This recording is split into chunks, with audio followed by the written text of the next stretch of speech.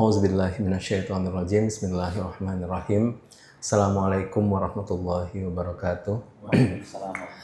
Alhamdulillahirabbil alamin wassalatu wassalamu ala asyrofil anbiya'i wal mursalin sayyidina Muhammadin wa ala alihi washabihi ajmain, amma ba'du. Alhamdulillah, segala puja dan puji syukur kehadirat Allah Subhanahu wa taala yang senantiasa memberikan kita nikmat taufik hidayah dan juga kesehatan. Dan tak lupa pula kita kirimkan salawat dan taslim ke junjungan kita Nabi besar Muhammad sallallahu alaihi wasallam.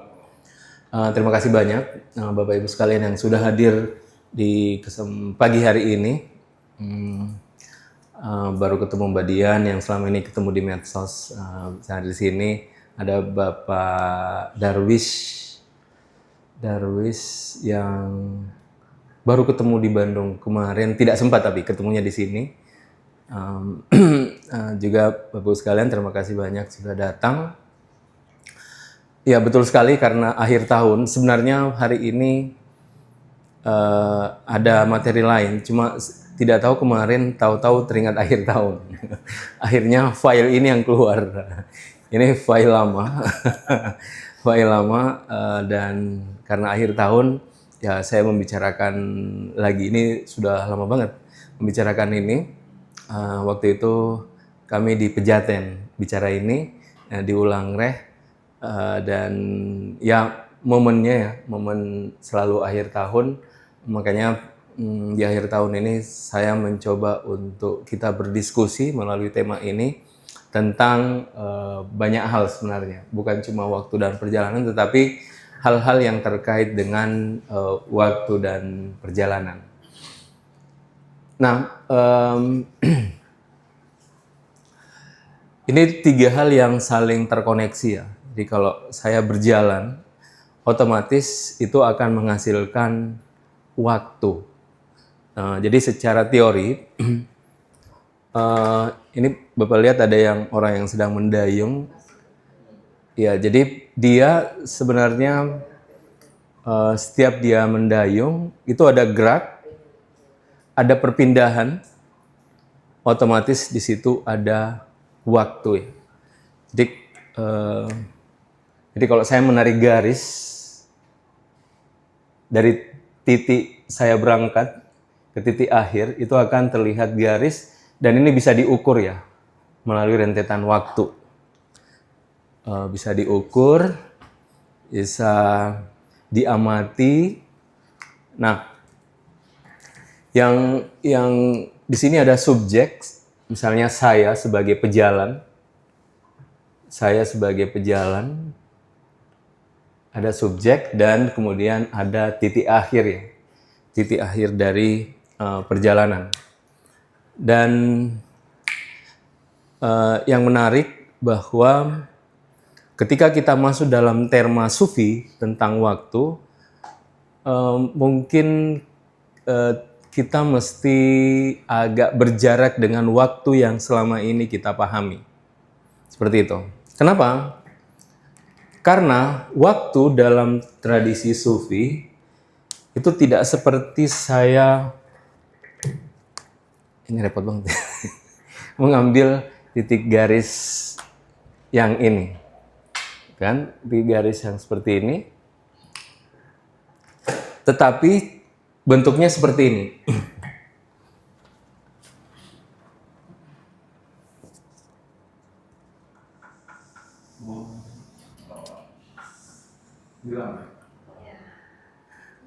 Oke. Bentuknya seperti itu.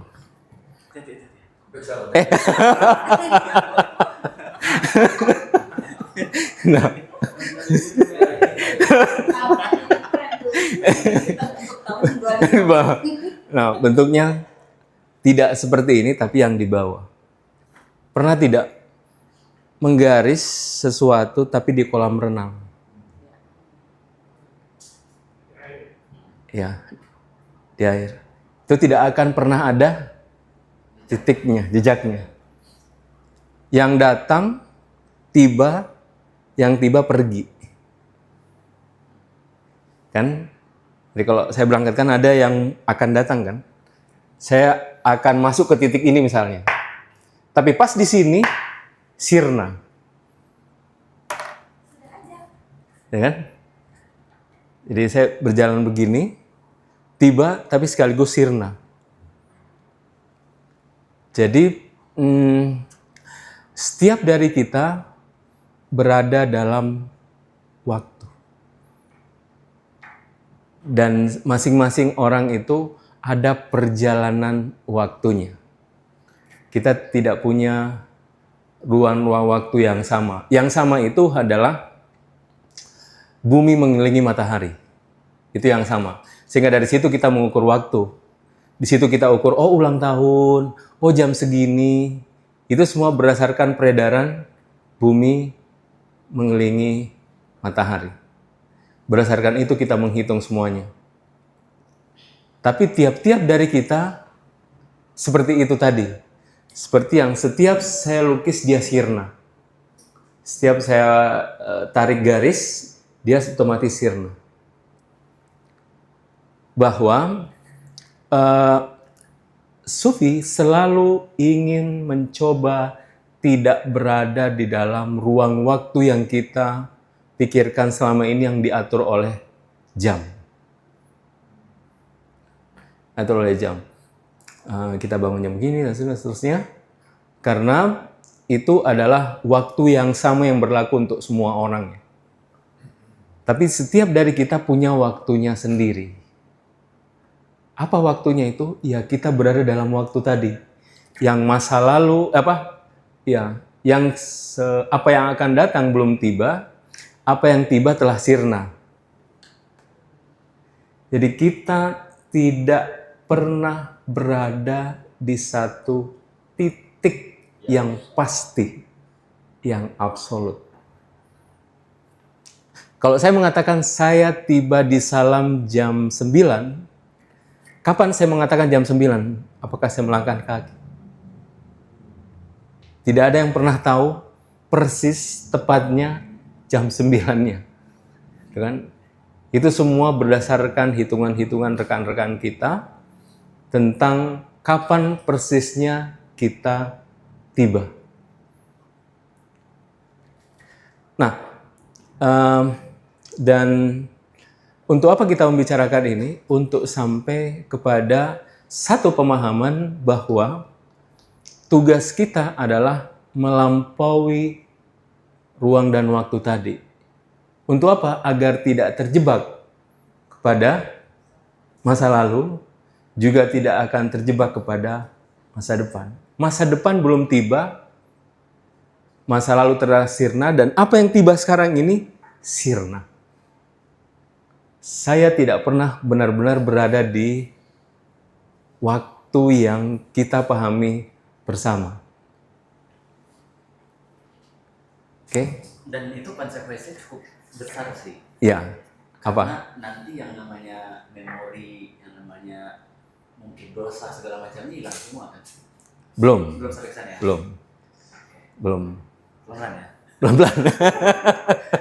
Pelan-pelan. Karena ini good news nih kan buat kita semua.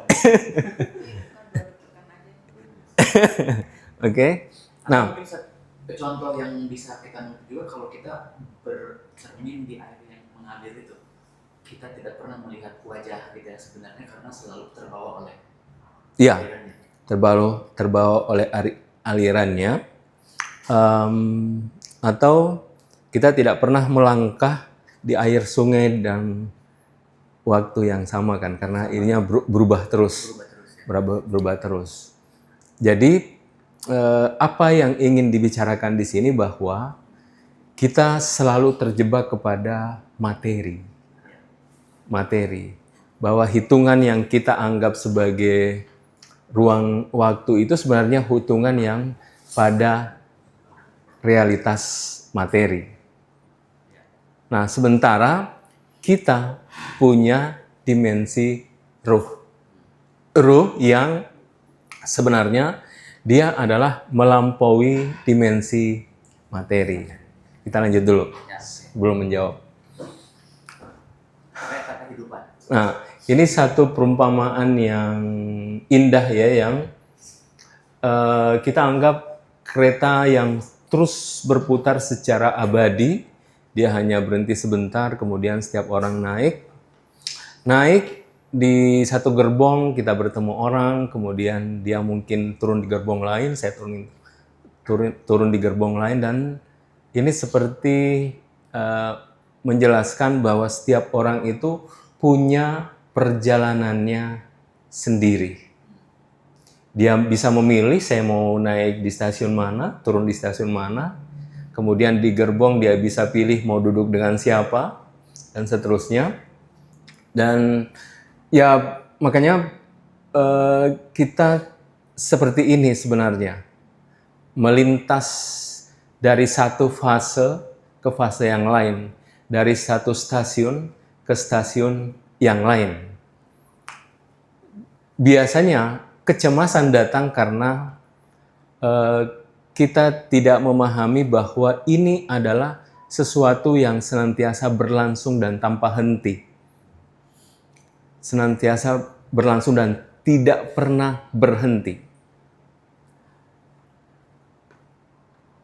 Itu yang orang tidak sadari. Nah, tapi kita menyadari bahwa ada perberhentian di sana yang kita sendiri tidak mengenal. Akhirnya membuat kita entah takut, entah stres, entah macam-macam. Karena tadi ada sesuatu yang di luar dari apa yang kita bayangkan ya, seperti itu. Di depan kita tidak tahu, seperti itu. Sehingga membuat kita stres. Makanya ini yang mesti kita pahami bahwa ini adalah perjalanan ini bukan sesuatu yang akan berhenti di satu stasiun. Tapi dia akan terus berjalan dan terus berjalan. Yang ada adalah perberhentian fase sementara. Seperti stasiun, ada yang mungkin mau makan dulu, mau ini dulu, dan seterusnya naik lagi. Seperti itu. Ada fase seperti itu yang manusia akan jalani. Nah sehingga ini cuma perumpamaan ya. Yang ingin disampaikan bahwa setiap orang membawa waktunya sendiri.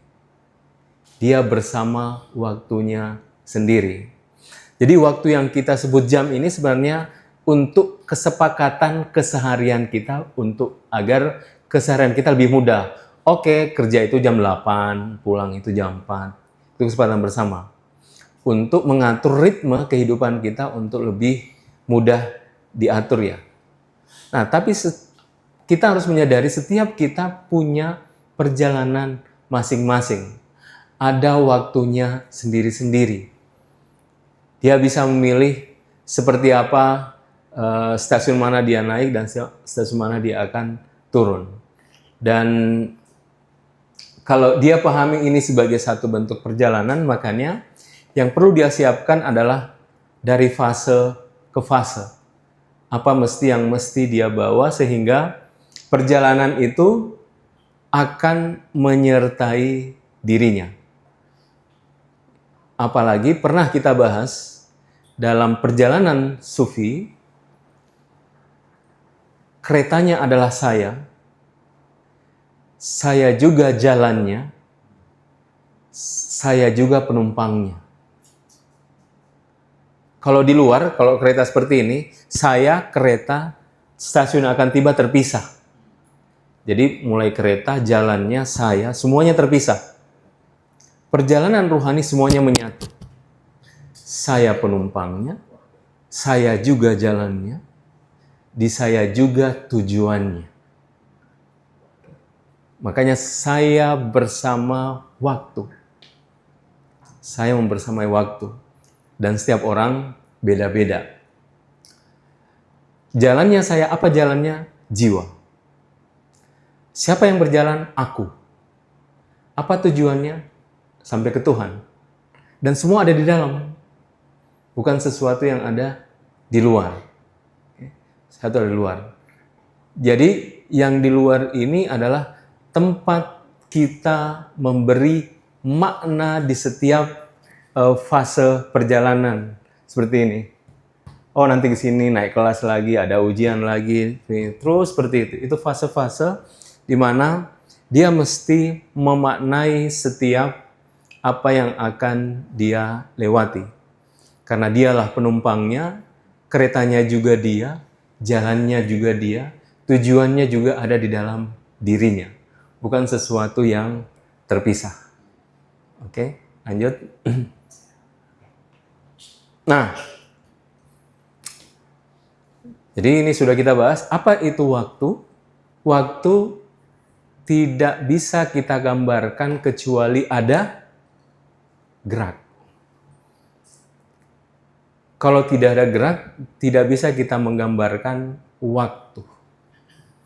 Dari gerak itulah ketika saya menarik garis, di situ ada rentetan waktu, karena ada gerak ya. Itu ada rentetan waktu. Oke.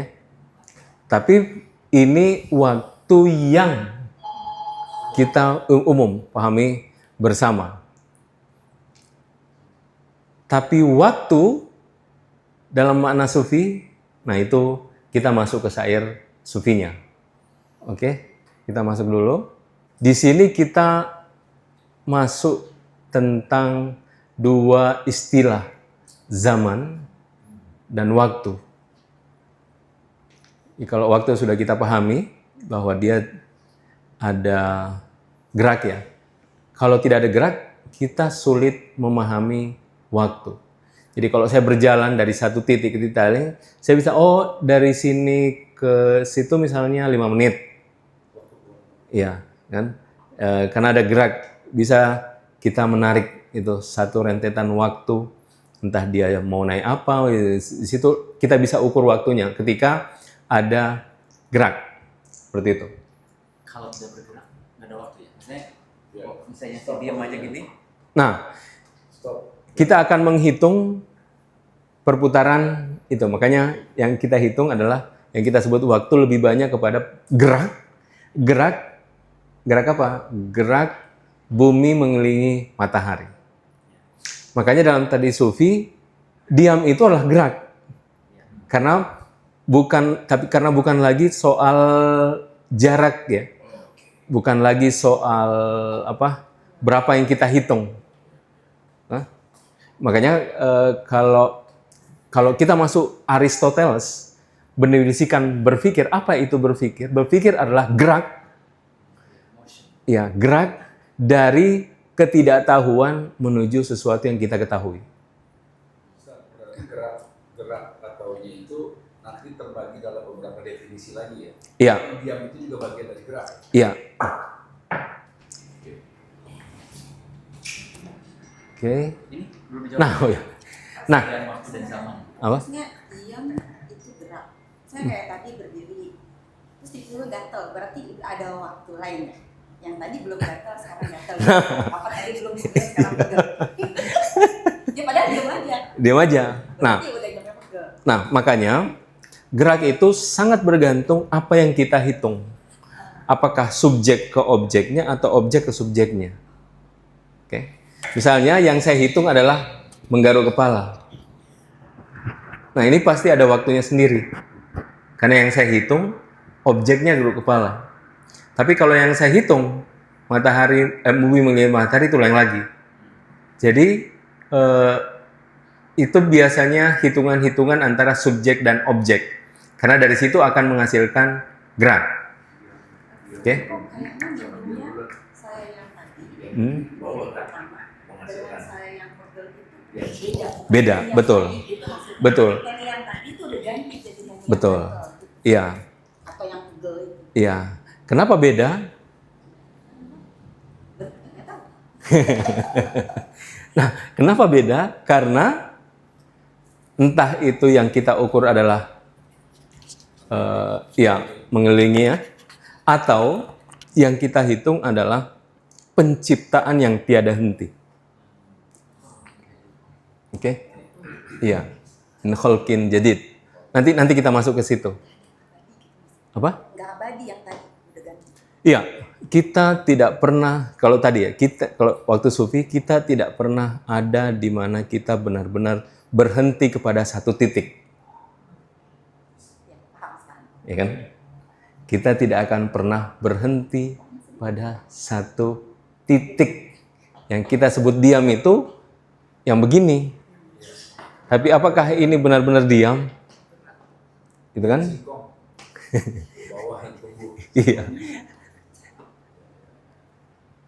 Oke.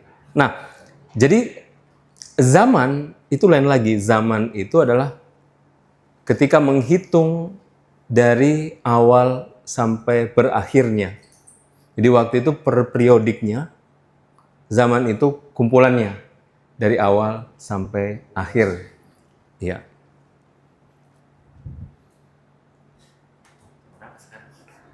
Nah, kita akan bertanya tentang waktu yang kita anggap sebagai waktu ya, kebanyakan. Jadi kebanyakan kita anggap waktu itu adalah jam. Itu kebanyakan yang kita anggap waktu adalah jam. Makanya kenapa ada akhir tahun, itu karena yang kita hitung adalah bumi mengelilingi matahari. Oke. Kalau kita ulang tahun, yang kita hitung adalah hari kita lahir. Itu adalah bumi mengelilingi matahari. Bukan waktu perjalanan kita. Makanya para sufi punya 2 ulang tahun. Ulang tahun ketika dia lahir. Ya, ulang tahun yang kedua adalah dia tahu kapan dia mulai perjalanan. Gitu. Spiritual. Iya, seperti gitu. Dia tahu, iya, karena hitungannya pada waktu itu bukan lagi bumi mengelilingi matahari. Seperti itu. Tapi tentang ulang tahun, kayaknya nggak ada yang benar-benar tahu kapan dia lahir. Iya, nggak akan ada benar-benar tahu. Kita cuma katanya aja dilahirkan hari Sabtu atau tanggal sekian, tapi secara experience pengalaman nggak tahu kapan Proses dilahirkan. Proses. Tapi diperingati terus setiap heboh lagi peringatan gitu. Jam adalah salah satu dari Permainan mental kita. Kita yang ngatur itu. Itu. Makanya tadi waktu mengatakan kita tidak pernah benar-benar tahu karena memang di sini apa yang ada di luar itu kita tidak akan pernah benar-benar tahu. Nah, makanya untuk memahami waktu harus bisa beralih dari pemain menjadi penonton. agak panjang. Iya, harus bisa keluar dari ruang dan waktu sehingga bisa masuk ke waktunya sufi. Kalau yang selama ini karena kita belum pernah masuk waktunya sufi, waktu yang kita anggap itu adalah jam. Makanya yang kita tahu adalah waktu dalam perspektif jam. Tapi untuk menyelami hakikatnya, kita harus bisa melihat waktu tapi di luar waktu. Gitu. Jadi bisa berada dalam tanpa waktu itu momen di mana kita bisa melihat diri kita yang sejati. Kalau kita terperangkap dalam ruang dan waktu, biasanya kita mendefinisikan kita dengan sifat-sifat kita yang kita lakukan di dunia. Entah saya sebagai ini, sebagai itu, dan seterusnya. Karena kita menghitungnya berdasarkan jam.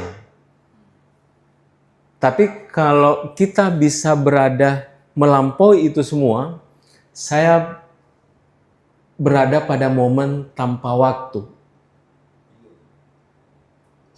Saya yakin semua pernah berada di momen tanpa waktu. Ketika ibu dekat dengan anaknya, berdialog, biasanya melepas kerinduan itu, kita pada saat itu momen melampaui waktu. Atau seperti kemarin Bang Ahmad ini whirling, pertama kali dia whirling, kemudian ditanya, apa yang kau rasakan? Saya merasakan waktu yang cukup lama. Padahal dia hanya melakukan 3 menit. Pegal itu kayaknya kalau itu cukup lama Gitu. Jadi dia melampaui ruang dan waktu, merasakan itu, dia masuk ke momen itu, di mana dia anggap itu sangat lama, padahal kita yang di luar cuma 3 menit. Padahal dia merasa dia sangat lama. Dia masuk kepada momen tanpa waktu. Seperti itu. Tapi agak berkebalikan kalau kita masuk ke dunia mimpi kan. Jadi mimpinya 5 menit tapi udah ke Eropa, udah kemana-mana, udah Iya, perjalanan. betul. Betul. Itu karena di sana tanpa waktu. Tanpa waktu. Jadi cukup 1 menit, tapi saya bisa menjelajahi dari waktu saya kecil sampai dewasa. Iya. Gitu, menjelajahi ya. Karena di sana tanpa waktu. Di sana tanpa waktu. Nah, jadi yang kita ingin menikmati itu adalah pengalaman tanpa waktu. Karena kalau kita menghitungnya dengan waktu, itu yang biasa memberikan lelah, letih, kan? Itu biasanya efeknya ke sana, akan lelah, akan letih, ya secara psikis seperti itu. Momen tanpa waktu itu ketika orang bahagia, hiburan, dia akan menemukan itu. Dia akan terkonek dengan esensi hakikat jiwanya yang sejati ketika dia bisa bersentuhan dengan momen-momen tanpa waktu. Makanya ketika dia bahagia, ketika dia ini, iya, momen. Nah, awal. Kecuali dia ini ya, ini yang keberapa sih? Itu dia. Itu ada satu lagi. Itu lelah namanya Pak. Kalau sudah hitung-hitung atau nggak usah jauh-jauh. Kalau kita biasa ada yang baca Quran bulan Ramadan misalnya, itu biasanya masih lihat ini berapa halaman lagi atau berapa juz lagi begitu. Karena yang dikejar bukan momen tanpa waktunya. Nah, iya khatamnya. Masih sama konteksnya, tapi tiba-tiba nongol aja bahwa dalam syariat sholat 2 rakaat, sholat 4 rakaat, 3 rakaat dengan jumlah-jumlah angka di situ, di mana mau nggak mau secara psikis kita kan dalam melakukan ritual itu kan masih dalam runutan konsen berpikir dong ya. Ya. Konsen berpikir jumlah rakaat, konsen berpikir bacaan, belum lagi harus khusyuk kata ustadznya kan begitu ya. Nah, sehubungan yang tadi dalam frame waktu ini, apakah gimana Mbak mensiasatinya atau paling tidak, oh itu tadi baca Quran berapa halaman lagi ya, atau wah gue udah rakaat keberapa ya. Nah untuk sementara berlama-lama dalam ibadah itu kan sesuatu yang Rumi bilang suatu pertemuan yang luar biasa lah. Bahkan Rasul sendiri sampai kalau sholat itu bisa lama, atau Sayyidina Ali kalau sholat bahkan dipanah pun dia tidak berasa gitu loh. Apakah mereka ini melakukan ritualnya sudah beyond the time atau udah di luar waktu? Ya, itu mungkin problemnya. Kalau saya menghubungkan dengan satu hadis, as-sholatu mi'rajul mu'min, sholat itu mi'raj. Jadi Allahu Akbar, dia udah lenyap. Nah gitu. Allahu Akbar, dia sudah mi'raj. Kita problemnya belum sampai ke situ. Itu yang suatu, belum sampai kepada momen tanpa waktu. Kita masih berada di realitas ini ketika itu, sehingga kita fokusnya kepada hal-hal yang masih di sini ya. Tetapi sebagai satu bentuk latihan sih, menurut saya itu yang harus diapresiasi juga gitu. Karena untuk sampai ke sana memang bukan sesuatu yang mudah ya. Karena itu kesadaran yang sudah mampu melampaui batasan dirinya. Karena fana itu kan ketika terkoneksi dengan sesuatu yang tak terbatas. Nah, ketika dia terkoneksi, otomatis pengalaman rasa yang dia alami itu bukan lagi pada batasan dirinya. Gitu. Nah, kita terjebak kepada batasan kita sendiri. Jadi, tapi ketika orang sudah mampu keluar dari realitas dirinya, nah, dia akan mengalami di luar dari batasan dirinya. Karena sudah terkoneksi. Nah, itu pasti pengalamannya akan berbeda. Pengalamannya berbeda. Dan itu otomatis dia akan mengalami kekhusyuan. Kenapa? Karena bukan lagi pengalaman batasan dirinya.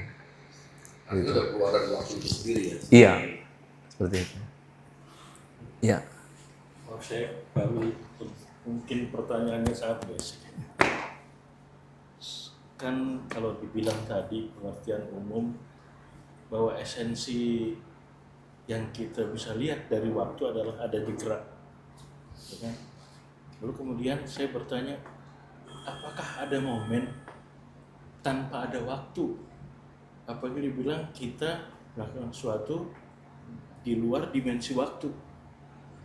Sementara waktu adalah yang melahirkan gerak, ya kan? Atau Dan sebaliknya, kemudian, gerak apakah kemudian waktu itu berawal dan nanti kemudian waktu itu nanti bisa berakhir, ya kan? Kan kalau misalnya sekarang waktu berhenti nih, hancur kan semuanya, ya, hancur kan semua. ya, Itu kaitannya dengan kemutlakan Allah ya. mm, Kalau saya lihat kok waktu itu berputar karena nggak ada ujung dan nggak ada akhir. Apa hubungannya dengan Allah itu? mm, Dia tidak berawal, tidak berakhir. Dan kemudian Allah sendiri bersumpah, wala asri inna nisana tusri illa. Ya kan? artinya. Jadi maksud saya, bisakah kita mengabaikan atau mengatakan kita berada pada satu momen di luar waktu? Ya, Karena semuanya bergerak atas waktu. iya. Maksud saya. Kalau saya balik, waktu ada karena gerak. Bukan waktu yang memberikan gerak. Waktu ini nempel ke gerak. Karena ada geraklah sehingga melahirkan waktu. Nah, kalau tidak bisa dikatakan bahwa justru gerak adalah akibat dari adanya waktu. Tidak sebaliknya. Kalau tidak ada waktu, tidak akan mungkin ada gerak.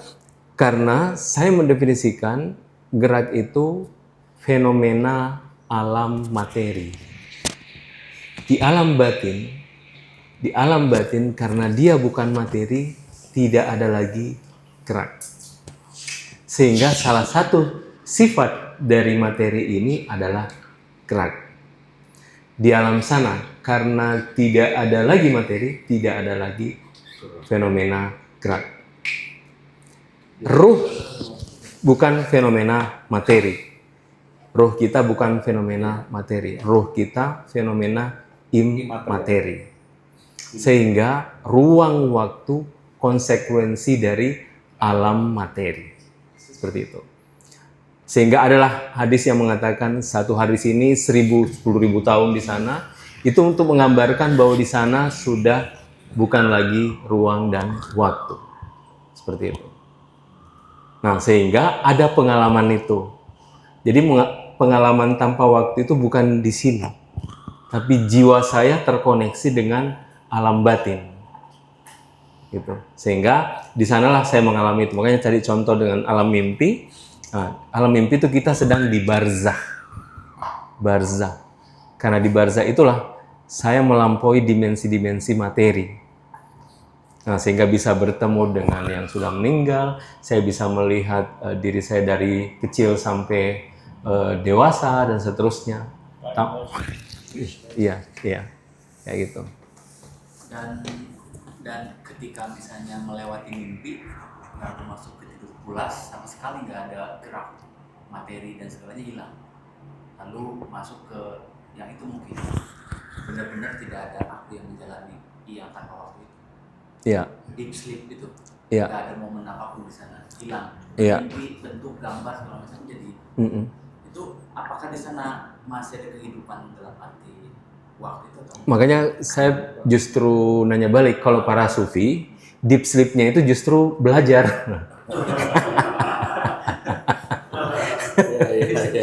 Iya, jadi kata sufi begini, salah satu madrasah yang luar biasa adalah mimpi. Mimpi. Karena dia di sana masuk alam barzah, dia terkoneksi dengan apapun yang akan terjadi di sana. Kan proses menurun ya. Jadi sebelum di dunia sudah terjadi di sini di alam barzah. Gitu. Nah, justru kalau mereka deep sleep-nya menyaksikan. Hakikat justru nampak pada dirinya. Nah, makanya wahyu itu kan salah satunya mimpi. Rasulullah pertama kali dapat wahyu itu kan mimpi, melalui mimpi. Seperti itu. Itu yang udah didapat oleh Ibnu Arabi. Ya, di kitab Fususul Hikamnya, itu juga mimpi. Dia justru dapat sesuatu, makanya madrasah yang terbaik bagi para sufi, mimpi. Gitu. Makanya mungkin ini beda ya, definisi psikologi dengan sufi. Deep sleep-nya beda, gitu. Memimpikan. Dan ini sebenarnya selaras dengan juga sains-sains yang baru ditemukan kan, kayak kalau udah di alam sana kan semua sudah terjadi duluan. Terjadi duluan. Ya kan, cuma bentuknya concise gitu kan, tinggal nunggu itu masuk ke alam Iya, materi. materi. Betul. Oke. Jalan batin adalah jalan dalam Membebaskan diri dari alam mental. Alam mental. Khayal. Dunia sebenarnya yang kita anggap dunia sebenarnya di luar ini cuma alat. Tapi sebenarnya ini kita masukkan di khayal kita. Oke. Jadi dunia kita sebenarnya di luar ini cuma media.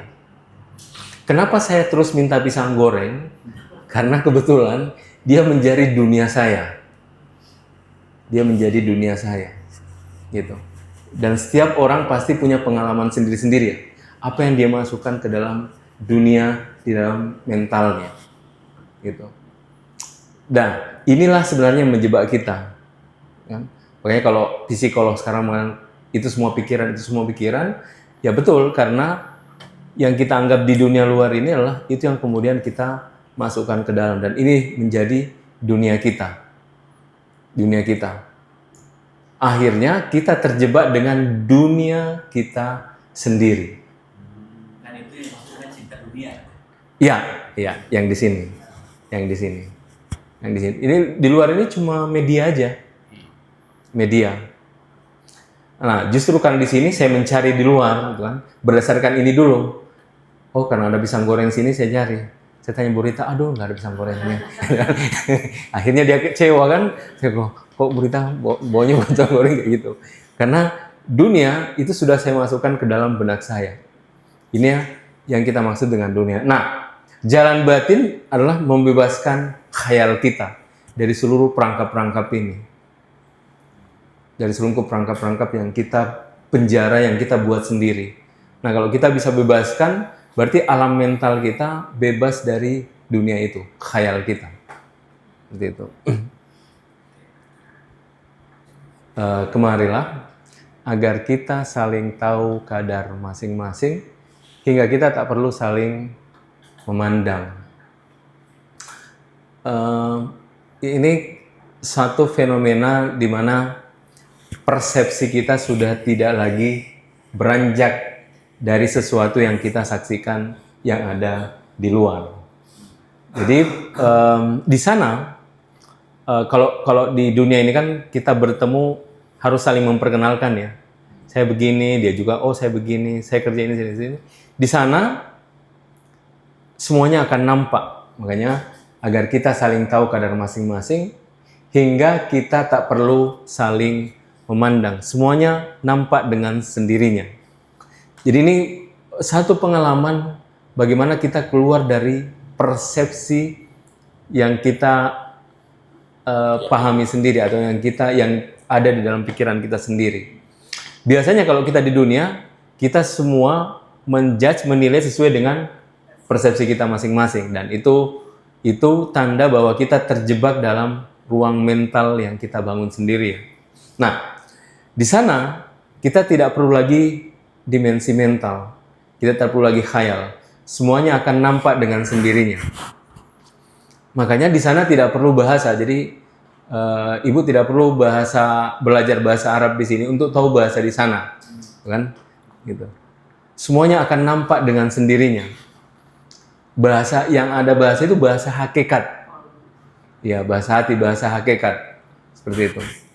Nah, ini adalah satu fenomena bagaimana kita melampaui alam mental kita sendiri, dan itu adalah ketika kita bisa terkoneksi dengan dimensi alam batin, karena di sana adalah alam hakikat. Oke, meskipun waktu hanya imajinasi kita semata, namun hampir semua pengalaman kita berada dalam Ruang dan waktu. Jadi hampir kita tidak pernah terbebas dari ruang dan waktu. Jadi apapun fenomena yang kita alami itu pasti berada dalam ruang dan waktu. Artinya pengalaman kita dibatasi oleh ruang dan waktu di mana kita berada. Karena saya orang Makassar, maka cicipan rasa saya ini Makassar harus ada ikannya, kalau yang satu orang Jawa beda lagi, satu orang Sunda beda lagi. Semuanya punya pengalaman masing-masing. Nah, itu akan membentuk satu bentuk imajinasi ya. Makanya hampir semua pengalaman kita berada dalam ruang dan waktu, dan inilah kenapa fenomena seperti syariat itu adalah fenomena untuk kita mencoba melampaui ruang dan waktu. Di situ kita bisa mengalaminya, suatu pengalaman melampaui ruang dan waktu. Sebenarnya salah satu pengalaman melampaui ruang dan waktu adalah mimpi sebenarnya. Mimpi. Karena kesadaran fisik kita, material kita tidak berfungsi secara aktif, kan? Yang aktif itu adalah batin kita. Jadi secara ruhani, mimpi itu adalah suatu keterhubungan jiwa kita dengan alam barzah. Itu fenomena yang menarik sebenarnya. Dan di situ kita melampaui ruang dan waktu. Dan itu kita alami setiap malam. Cuma ada yang mendapatkan pengalaman dengan diberikan sesuatu, ada yang tidak, kan? Ada yang menyaksikan sesuatu, ada yang tidak menyaksikan. Meskipun sebenarnya kalau menurut para sufi semuanya menyaksikan. Yang ada dia lupa apa yang dia saksikan. Jadi sebenarnya tidak ada yang kamu mimpi semalam, saya tidak mimpi. Sebenarnya semua orang bermimpi. Yang ada itu adalah dia melupakan apa yang dia saksikan. Sehingga dia mengatakan saya tidak bermimpi. Tapi sebenarnya setiap orang tidur dia pasti ke barzah. Karena dia ke barzah, dia seharusnya menyaksikan sesuatu. Nah, cuma ada yang mengingat apa yang dia saksikan, ada yang lupa yang dia saksikan. Nah, ketika dia lupa, dia mengatakan, saya tidak bermimpi. Sebenarnya dia menyaksikan. Jadi kalau kita bermimpi kan kita melihat ya. Itulah yang kita sebut dengan mimpi. Padahal, setiap kita tidur, kita di alam barzah dan menyaksikan sesuatu. Kalau dengan deep sleep itu apakah menyaksikan juga? Iya. Tidak ada mimpi sama sekali. Iya, kalau menurut para sufi itu jadi tidak ada yang tidak bermimpi. Karena jiwa pasti menyaksikan sesuatu di alam barzah. Entah dia menyaksikan imajinasinya sendiri atau dia menyaksikan fenomena di alam barzah. Kayak gitu. Jadi dia pasti menyaksikan. Nah, cuma ketika ruhnya kembali ke tubuh, ada yang ingat apa yang dia saksikan, ada yang tidak.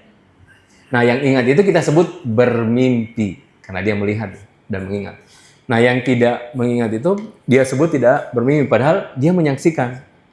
Cuma karena dia tidak mengingat, sehingga dia mengatakan tidak bermimpi. Tidur pulas. Tidur pulas. Tidur Gitu. pulas. Berarti para sufi itu pasti menyaksikan. Pasti menyaksikan. Pasti menyaksikan. Tidur. Dia nggak tidur. Iya, makanya ada hadis dari Rasulullah kan. Mataku tertutup, hatiku tidak. Gitu. Jadi fenomena materi aja, karena tubuh ini memang harus tidur untuk membentuk sel-sel yang ini ya. Ya, secara fisik dia harus memang tidur. Dan di sini muncul kata-kata seperti Apa?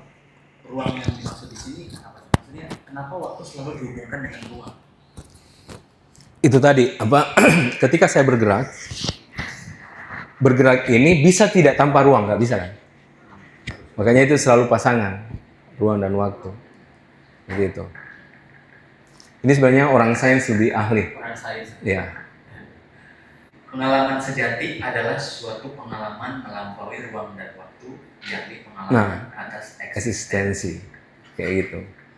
Saya tidak tahu apa Ibu pernah mengalami suatu pengalaman ini ya. Maksudnya pengalaman di mana di situ kita tidak lagi merasakan yang lain kecuali realitas diri kita. Ya mungkin setiap orang fenomenanya berbeda. Ada yang ditimpa musibah yang luar biasa, biasanya dia lupa akan apa yang ada di sekitarnya. Ketika ada sesuatu yang berat menimpa seorang, atau bahagia yang luar biasa, misalnya begitu. Di situ dia biasanya melupakan apa yang di sekitarnya, dan dia hanya ingat akan dirinya, seperti itu. Nah, cuma kalau kita masuk ke konteks sufi, pengalaman melampaui ruang dan waktu itu nanti ada syair Ruminya. Itu adalah pengalaman ketika saya tidak lagi dibentuk oleh masa lalu dan masa depan. Maksudnya, pengalaman saya sekarang ini tidak lagi dibentuk oleh masa lalu dengan masa depan. Tidak dihantui oleh masa lalu dan juga tidak ada harapan yang luar biasa terhadap masa depan. Jadi, dia hanya terkoneksi dengan masa kini. Nanti kita jelaskan perspektif sufi saat ini, karena dalam perspektif psikologi juga ada. Meditasi psikologi, dia punya perspektif tentang saat ini. Nah, para sufi juga ada perspektif tentang bagaimana hidup dengan saat ini. Jadi ketika saya bisa hidup dengan saat ini, sebenarnya itu satu fenomena melampaui ruang dan waktu. Apa itu ruang dan waktu? Yaitu masa lalu dan masa yang akan datang. Karena waktu itu dihimpit oleh itu ya. Apa yang telah terjadi dan apa yang belum terjadi yang akan datang kepada diri kita. Jalan spiritual adalah Jalan melampaui ruang dan waktu. Nah, ini sudah paham ya? Oke. Ini juga sudah dipaham. Nah, ini. Dari kata tanpa waktu adalah mental kita secara perlahan-lahan tidak dipengaruhi oleh rasa, nikmat atau derita, pengetahuan, keyakinan-keyakinan, serta konsep-konsep yang paradoks. Benar kita benar-benar kosong dari semua itu.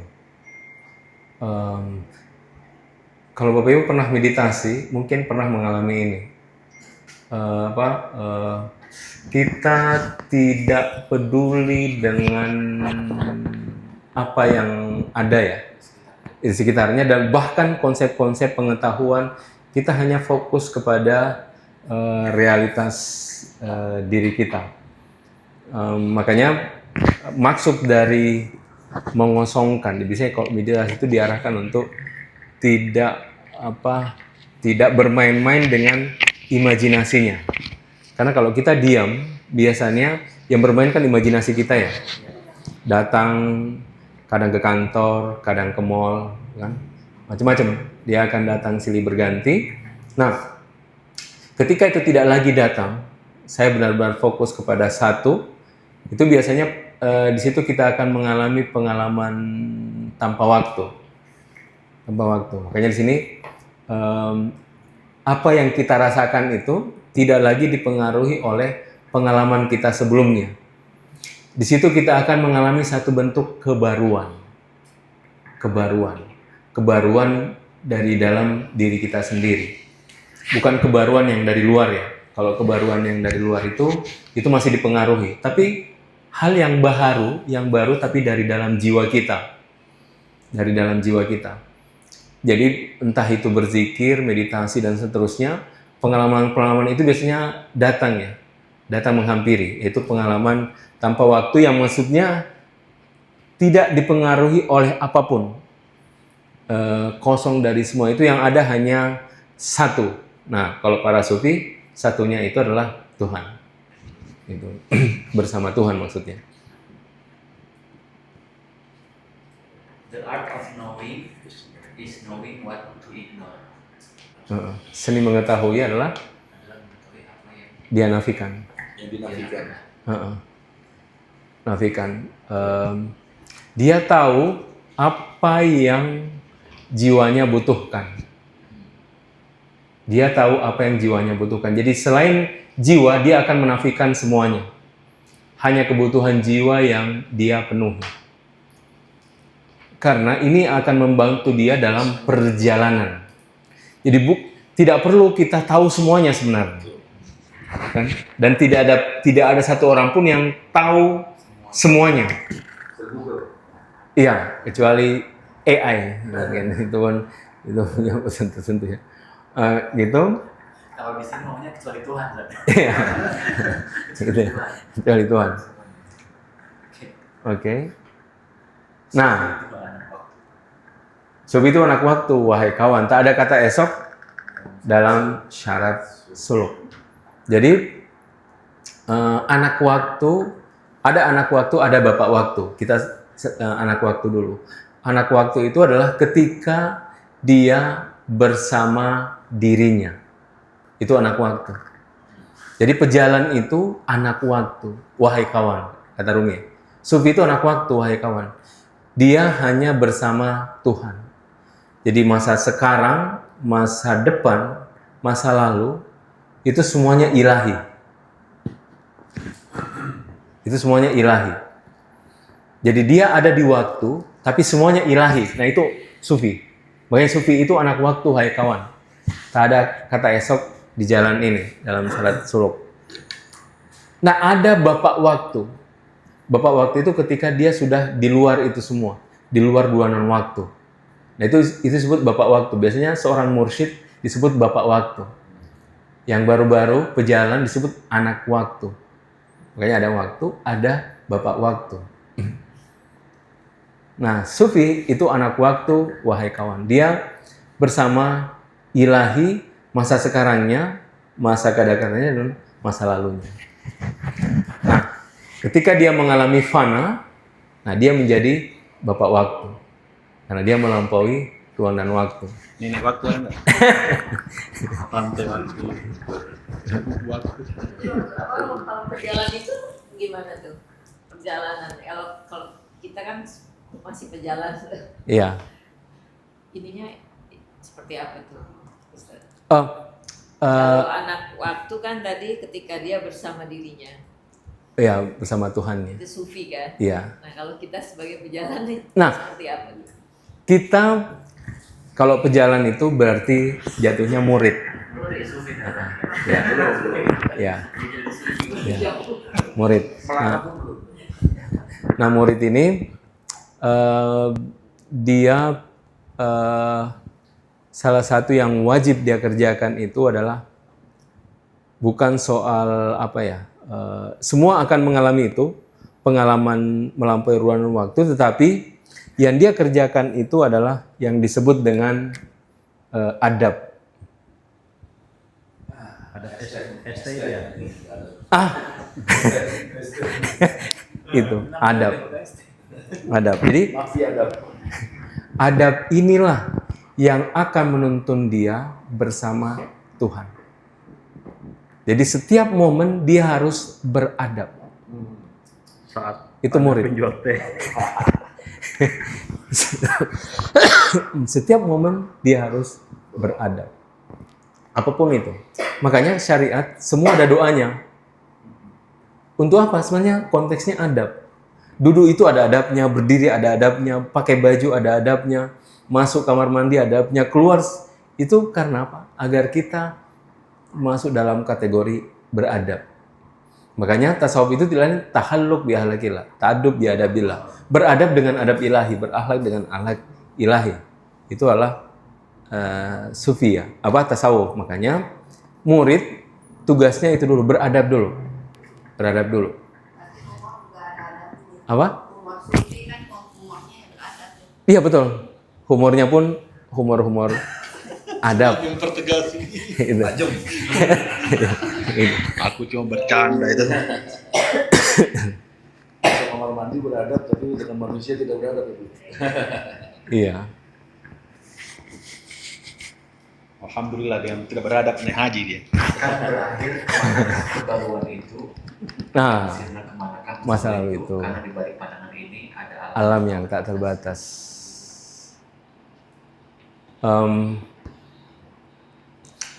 Kita sering membaca ayat Quran, kulla yaumin huwa fi sya'n. Setiap saat dia mencipta. Makanya setiap saat ini baharu. Jadi tidak ada yang tidak berubah, semuanya baru. Setiap saat. Makanya kata Ibn Arabi, kalau kau lihat tembok, detik sebelumnya sama dengan detik setelahnya, sungguhnya kau orang merugi. Ini padahal saya lihat 2 jam sama aja seperti ini kan, gitu. Nah, maksud Ibn Arabi apa? Ini adalah setiap saat itu ada tajalli Tuhan yang berubah-berubah. Tajalli, satu tajalli, terus tajalli. Nah, yang dia saksikan tajalli ilahi yang ada di sini. Nah, kita karena tidak lihat tajalli itu ya, saya lihat tembok. Sampai 5 jam sehari pun ya tembok gitu.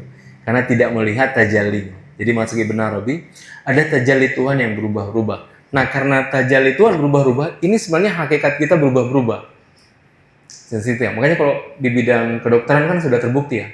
Setiap berapa ya sel-sel kita ini, gitu kan? Terus berubah terus. 14 hari. Iya. Tapi kalau kita terus-terusan melihat tembok selama 2 jam, justru yang berubah pikiran kita sih. Lapar ya. Muncul lagi. Nah, akan sirna kemana ke masa lalu itu, karena di balik pandang ada alam yang tak terbatas. Jadi, kalau ada senantiasa kebaruan seperti itu, sebenarnya itu satu bentuk pengalaman melampaui ruang waktu ya. Ketika kita terkoneksi dengan tajalli ilahi yang terus-menerus datang yang tanpa henti. Jadi, kita tidak pernah sama dengan yang tadi, kita tidak pernah berada di satu state yang tetap sebenarnya. Senantiasa berubah. Jadi makanya kalau dalam tradisi sufi innalillahi wa inna ilaihi raji'un itu terjadi berkali-kali. Kan? Gitu. Jadi cuma kita ini nanti ada yang meninggal baru ucapkan itu. Tapi ini adalah fenomena yang terus berjadi. Itu siklus manusia. Innalillahi wa inna ilaihi raji'un. Terus seperti itu. Ada siklus yang terjadi terus seperti itu.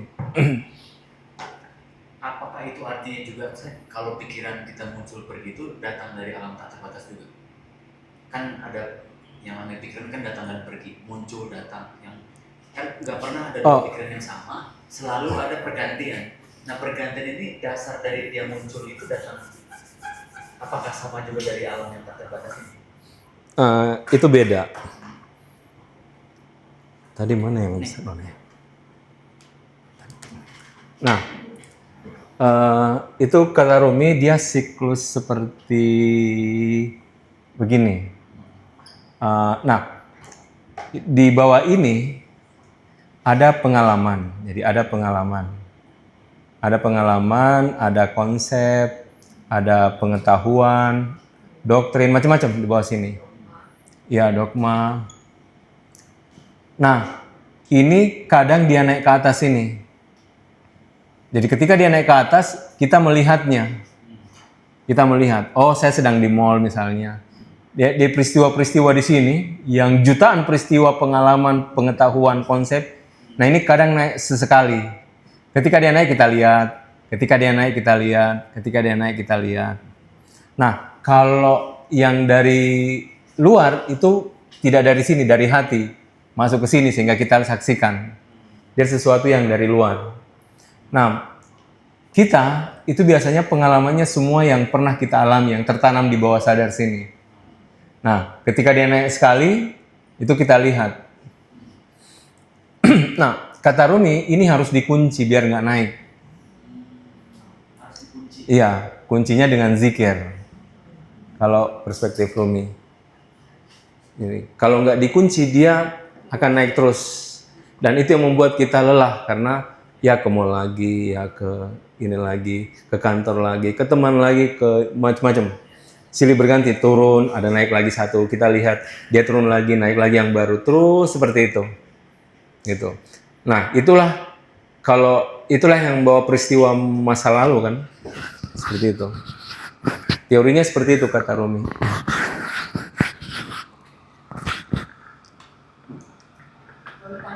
Iya. Itu yang kayak misalnya, saya misalnya pernah gitu mengalami sesuatu, ini dia nih, habis ini jadi begitu, nah itu apa? Dari situ muncul apa gimana? Harus dikunci? Harus dikunci. Oh, tapi kayak udah gitu, kayak udah pernah dan akan tahu ada apa. Oh, terus beda. terjadi beneran. Beda. Karena itu peristiwa yang belum terjadi. Yang di bawah ini peristiwa yang telah terjadi, yang sudah terpendam di bawah sadar kita. Nah, kalau itu sama dari sini, dari luar. Jiwa ibu terkoneksi dengan dimensi alam sebelumnya, barzah. Jadi karena peristiwa kan, jadi innalillahi, dia turun kan. Jadi peristiwa yang di dunia itu sudah terjadi di barzah, terjadi di roh. Ini roh, barzah. Nah, semua sudah terjadi.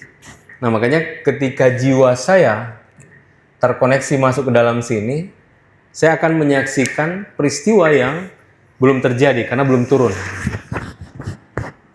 Belum turun. Seperti itu. Nah, iya, ketika dia turun baru terjadi, gitu. Iya. Oke. Setiap jiwa senantiasa baru, dunia dan kita tak diketahui kebaruan itu dalam keabadian. Usia bagai arus, baru dan senantiasa berlangsung dalam tubuh. Ya, jadi kulla yaumin huwa fi sya'n. Jadi setiap saat Tuhan mencipta, yang diawali ayatnya yas'aluhu man fis samawati wal ard. Apa-apa yang di langit dan di bumi senantiasa meminta. Jadi yas'aluhu man fis samawati wal ard. Apa-apa yang di langit dan di bumi selalu meminta. Kalau bahasa Arabnya yas'aluhu. Kalau secara grammar bahasa Inggris, kalau saya tidak salah, present continuous tense. Present continuous tense. Ya, terus seperti itu. Makanya setiap saat kita meminta. Karena setiap saat kita meminta, setiap saat Tuhan memberi. Makanya ayat ini, apa-apa yang di langit dan bumi senantiasa meminta, Tuhan tutup kulla yaumin, dia senantiasa mencipta. Kalau kita lihat ini apa hubungannya? Ini satu kalimat loh. Jadi apa-apa yang di langit dan di bumi senantiasa meminta. Jawabannya, kulla yaumin huwa fi sya'n. Dia setiap saat mencipta. Nah, itu kalau kita mau hubungkan, karena kita setiap saat meminta, Tuhan senantiasa mencipta. Nah, penciptaan ini kita senantiasa diciptakan yang baru. Tapi kita tidak sadar, makanya tidak diketahui kebaruan itu dalam keabadian. Kita selalu baharu, tapi kita tidak sadar bahwa kita baharu. Kita tidak sadar yang kebaruan itu. Pengantin baru begitu. Bukan dari Allah dulu tuh. Apa? Mencipta. Jadi kita tanpa diminta dia udah mencipta gitu, bukan gitu. Iya, jadi kita, kalau kita meminta kan ada yang setiap sudah sholat, Tuhan kasih saya ini, kasih saya itu, kasih saya itu kan. Nah, ada yang kita seperti itu tapi tanpa kita sadari. Apa itu? Meminta kehidupan. Kan? Kita tidak pernah minta, Tuhan panjangkan nafasku, enggak, panjangkan usiaku. Kan? Itu yang menciptanya. Iya, seperti itu. Penciptaan yang senantiasa baharu. Terus yang membuat kita tidak sadar itu apa? Kan tadi kita nggak sadar nih kalau kebaruan itu. Apakah memang karena saking attachment dengan material tadi itu? Iya. Jadi saking dekatnya penciptaan ini, sehingga saya tidak tahu kalau sebenarnya lampu ini itu gabungan dari 0101. Mati hidup. Sebenarnya lampu ini mati hidup. Kalau bisa diambil videonya per berapa detik, itu akan kelihatan tuh mati hidup. Seperti itu. Cuma karena saking dekatnya jaraknya mati hidup, sehingga kita lihat tidak pernah mati kan. Kayak begitu. Jadi tajalli yang terus-menerus tanpa henti, sehingga kita menyangka kita ini konstan. Gitu. Mungkin kalau dibilang kun fayakun itu kan present continuous tense ya. Iya. Setiap saat dia mencipta. Cipta. Dari Iya. kemudian dari air jadi es misalnya itu Iya. jadi kun fayakun di situ. Iya. Karena prosesnya memang present continuous Present tense. tense. Tidak misalnya satu kejadian baru diperintahkan. Iya. Semua kan kun fayakun. Kun. Ini listrik berjalan dengan waktu. Iya. Jadi alatnya kun fayakun itu waktu itu. Iya. Iya. Ya. Kembali ke yang tadi, itu harus dikunci dalam hati. Jadi kalau kita berzikir, jadi kita be present gitu ya. Iya betul, betul sekali, betul sekali. Jadi bukan lagi sholat doang, di Iya, iya, iya, jadi kita iya. be present. Iya. Itu zikir ritual atau zikir pemikiran? Zikir kolbu yang pernah kita bahas, zikir hati. Ini masih baru bawah lagi kan? Kalau kita Zikirnya berpresent. Makanya ada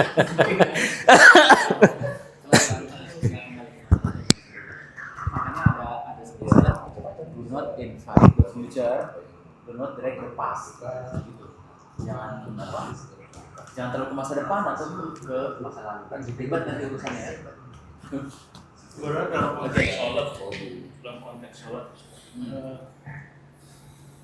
itu apa kita kan ada dua pengertian tuh, as-sholatu li zikri, mengingat, atau dia berubudiyah, dia mengingat saja, atau selalu loncat ungkapan suci.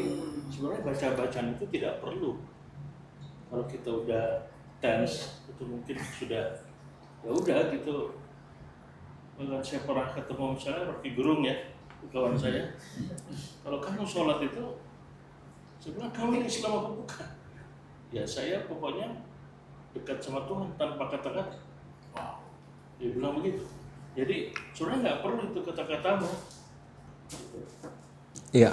Betul nggak itu? Tapi saya setiap saat bertemu dengan Tuhan. Nah, kalau kita masuk dalam perspektif sufi, kita akan masuk suatu gagasan bahwa kita tidak tahu Tuhan kecuali Tuhan yang memperkenalkan dirinya. Ya. Makanya ada Abstrak bahasanya buat saya. Iya. Itu gimana? Makanya ada diskusi kuntukan zan mahfiyah, fahbatuan uraf, fakatuhal kayak uraf. Aku adalah perbedaan tersembunyi, aku cinta untuk dikenal, maka aku mencipta agar aku dikenal. Ini bukan hadis Tuhan yang ingin menunjukkan dirinya, bukan sebenarnya. Tetapi, Tuhan yang tak terbatas, tak terhingga, absolut, hadir dalam segala realitas, di luar dari segala realitas, itu di luar dari jangkauan manusia. Sehingga, kalau Tuhan tidak memperkenalkan dirinya, kita tidak akan tahu. Oke? Karena itu Tuhan yang memperkenalkan dirinya. Bukan Tuhan ingin, bukan. Tuhan yang mesti memperkenalkan dirinya sehingga kita tahu seperti itu. Oke? Sehingga kita menyadari itu. Nah, artinya di sini ingin menjelaskan bahwa ada satu proses Tuhan mengetahui cara untuk bagaimana hambanya kembali kepada dirinya. Oke. Makanya sufi intinya adalah adab. Adab ke Tuhan itu seperti apa? Adalah bagaimana dia mengajarkan adab itu ke kita. Mau cuma itu selanjutnya persepsi ya, bagaimana adabnya terserah. Cuma yang penting adalah itu adalah adab manusia untuk kembali kepada ilahi. Nah, kalau cara sufi biasanya ya dia pakai sholat. Karena begitulah Tuhan memperkenalkan kepada hambanya untuk kembali kepada dirinya. Begitulah Tuhan memperkenalkan kepada hambanya untuk kembali kepada dirinya. Karena Tuhan ini dalam Al-Quran bukan cuma mencipta, tapi summahada. Kalau bahasa Quran, kholaqahu summahada. Dia menciptakan kemudian memberinya hidayah. Artinya Tuhan tidak sekedar menciptakan, tapi setelah dia mencipta, dia berikan petunjuk kepada hambanya agar dia kembali kepada dirinya. Ya. Jadi sebagaimana kita tidak tahu hakikat dirinya, kita pun sebenarnya tidak tahu bagaimana kembali kepada dirinya. Karena itu shortcutnya, jalan pintasnya adalah Tuhan yang mengajarkan itu kepada kita. Nah, di situ masuk filosofi sholatnya. Seperti itu. Kita dari atas dan akan beranjak ke atas. Kita dari samudera dan akan kembali ke samudera. Kita bukan dari sini dan dari situ. Kita berawal dari tak bertempat dan kembali ke tak bertempat. Tak ada Tuhan, selalu berada dalam kecuali Tuhan. La ilaha illallah. Iya. Ini jelas ya. Kita ini dari atas, dari sini, seterusnya, itu kan? Kita bukan dari sini, bukan dari situ, dan seterusnya. Tidak ada Tuhan selalu berada dalam kecuali Tuhan. La ilaha illallah. Itu tafsir sih. La ilaha illallah. Sebagaimana la, kita pun beranjak ke Ilah. ilah. Kau katakan innalillahi Inna ilaihi rajiun. inna ilaihi rajiun. Agar kau paham kita sedang beranjak kemana. Kemana? Jadi tanpa sadar kita sebenarnya beranjak menuju ilahi. Jadi kita seperti naik di apa tangga begini ya. Di bandara banyak tuh. Apa namanya itu ya? Iya. Kalau kita di atas udah kita diam tapi bergerak. Jadi kayak begitu sebenarnya. Kita seperti itu. Jadi hakikat kita seperti itu. Jadi kita sedang beranjak ke inna ilaihi rajiun. Jadi sebagaimana la, kita pun beranjak ke ilah. La ilaha ini sebenarnya tafsiran la ilaha illallah. Jadi kita beranjak ke selain Tuhan. Ilallah. Apa? Balik ke slide yang tadi tuh tertarik saya. Kita berawal dari tak bertempat dan kembali ke tak bertempat. Apa lebih spesifiknya, Ustaz? Apalagi kalau Ruh. yang wanafah dengan apa kalimat wanafahtu min ruh itu, apakah itu bukan sebuah awal? Apakah awal itu tidak bertempat ataukah bertempat itu enggak. masih berawal? Enggak, justru kalau berdasarkan hadis, ruh diciptakan ribuan tahun sebelum diciptakan tubuhnya. Jadi sebelum ada tubuh ada, ruh kita sudah ada dahulu. Gitu. Ya, artinya secara definitif tidak bertempat secara material ya. Iya. Which is a place, tempat gitu ya. Iya. Nah, Artinya gitu. itu sebuah, mungkin karena tidak ada lagi vocabulary-nya ya. Iya. Makanya akhirnya disebut tempat. Iya. Kalau Rumi biasanya menyebutnya makna. Kita dulu di alam makna. Kita berawal tapi belum tentu kita bertempat gitu ya. Iya betul. Kalau secara Iya. Ada awal tapi tak bertempat. Iya. Iya. Karena kan sering pendapat umum dimanapun berada bahwa secara metafor kita ini berasal dari sebuah tempat. Apakah itu singgasana Tuhan lah atau apa yang diartikannya tempat as a material, singgasana Tuhan lah atau apalah. Nah, kalau dari sini kan kita terusiknya tak bertempat. Gitu kan? Iya. Betul. Betul ya. Kalau saya kaitkan dengan surat Al-Insan ayat 1 ya. Apa namanya? Surat Al-Insan ayat 1. Hal ata 'alal insani hinu minad dahri Iya. lam yakum syai'an madhkur. Bahwa ada satu masa kamu tidak bisa disebut apa-apa. Iya. Dan kalau bisa nggak saya bilang itu that's the logos. Intensitas laten yang kemudian menzohir. Iya. Dan itu tidak berasal dari apa-apa dan kecuali eksistensi dia yang kosong tadi itu. Iya. Betul? Nah, itu lam yakum syai'an madhkura yang belum bisa disebut. Tidak pernah dikatakan. Tidak bisa disebut. Apa-apa. Yang disebut, nah itu banyak takwilnya. Ada yang mengatakan itu di ayan ashabita, ada yang mengatakan di ruh, ada yang mengatakan macam-macam. Intinya pada saat itu manusia belum punya bentuk. Makanya hal ata 'alal insan hinum minad dahri lam yakun syai'an madhkura. Jadi pernah satu masa di mana manusia belum bisa disebut.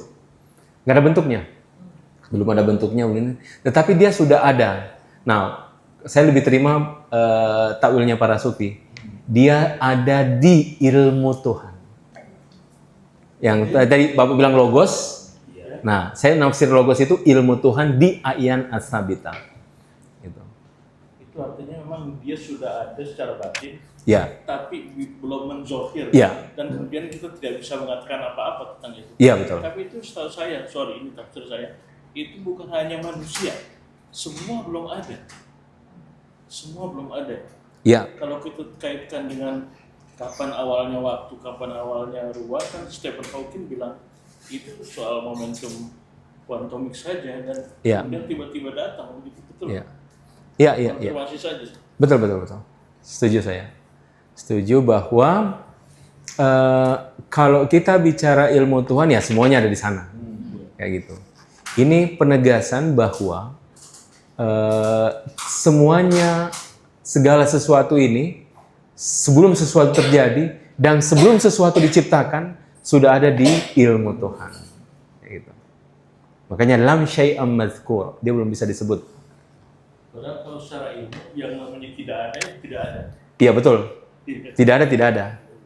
Tidak ada. Tapi kalau di kita yang namanya tidak ada, itu ada. Kalau saya tidak ada, tidak ada. Kalau kemudian mewujud. Kalau saya tidak ada, tidak ada. Makanya ada tidak ada dalam makna filsafat, ada tidak ada dalam makna sofistik. Dalam makna filosofis tidak ada. Namanya tidak ada, tidak ada. Apa yang mau kita adakan? Toh dia tidak ada. Kalau tadi ayat Al-Insan ayat 1 itu bukan menyatakan Bukan, dia cuma kan lam yakum syai'am madzkuro. Belum bisa disebut. Bukan dia bilang tidak ada. Lam yakum syai'am madzkuro. Belum bisa disebut. Bisa disebut ya. Ya. Lanjut ya. Ini udah tadi ya. Sudah. Jika tak lain, Jiwa. tak lain kecuali berita dalam wacana. Sudah rusak ini. Semakin berwacana, semakin bertambah berita dalam jiwanya. Itulah sebabnya mereka sujud pada Adam jika Adam lebih luas dari keberadaannya. Iya. Kalau kata Rumi, manusia itu seperti kapas yang terombang-ambing di padang Sahara. Dia paling enak itu berserah diri, naik, kayak gitu. Jadi kalau manusia bisa seperti itu hidup yang indah, kata Rumi. Itu. Jadi kata Rumi, manusia itu seperti kapas di padang Sahara yang terombang-ambing oleh angin, mau di atas angin, belakang angin, teruslah gitu. Untungnya pokoknya bukan sesuatu yang di sungai itu kemana-mana.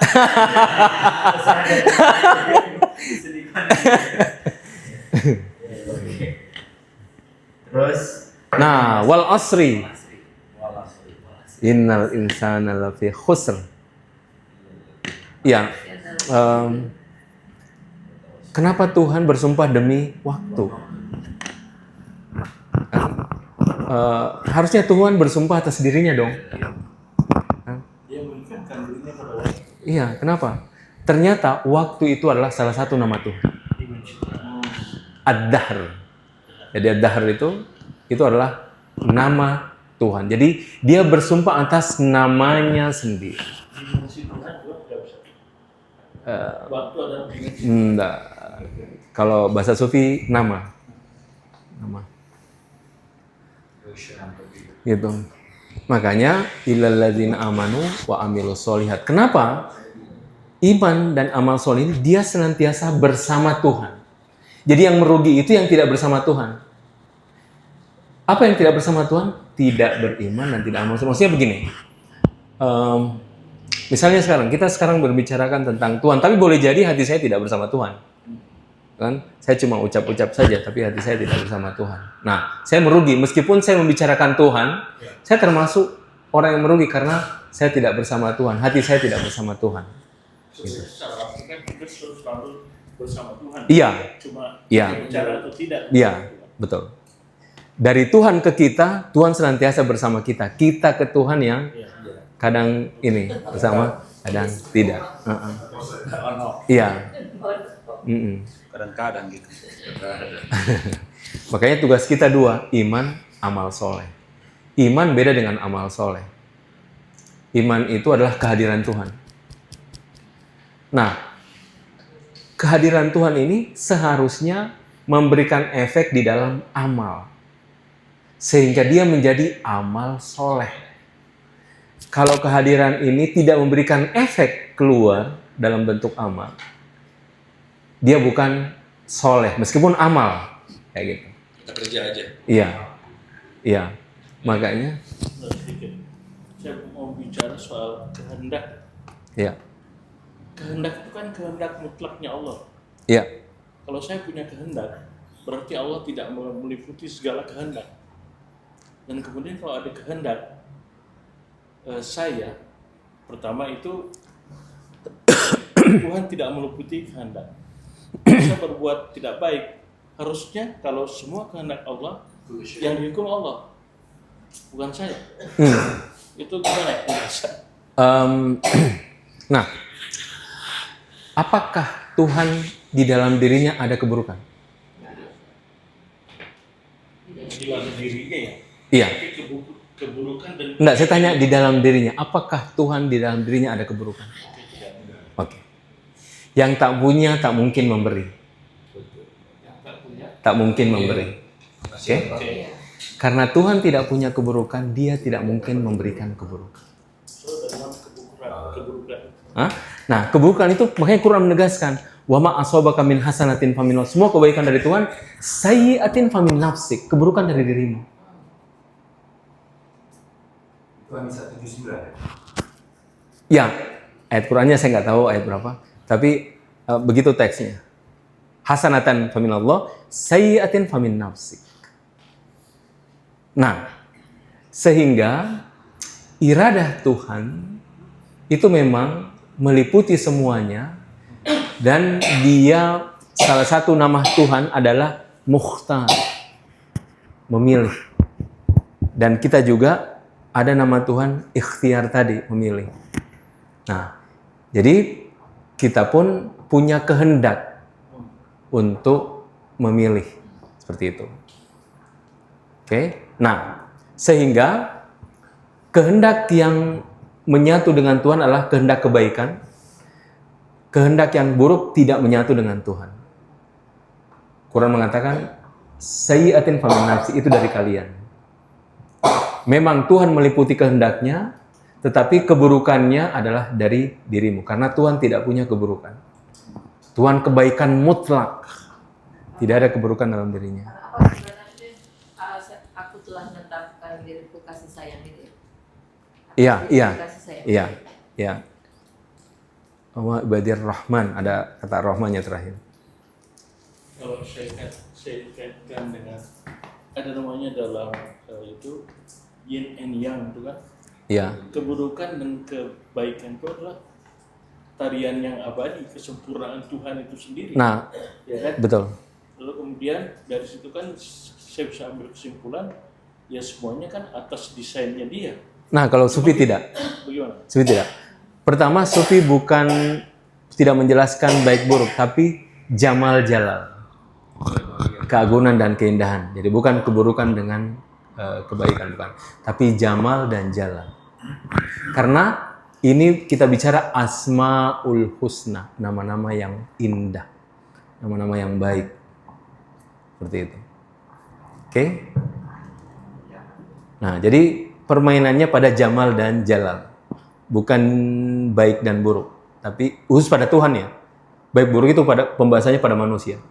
Tapi khusus pada Tuhan bukan baik buruk pembahasannya, tapi jamal dan jalal, keindahan dan keagungan. Seperti itu. Oke. Oke. Oh, selesai. I know you're tired. But come, this is the way. Saya tahu kamu lelah, tapi datang. Ini adalah jalan. Gak ada jalan lain berarti. Ya kadang-kadang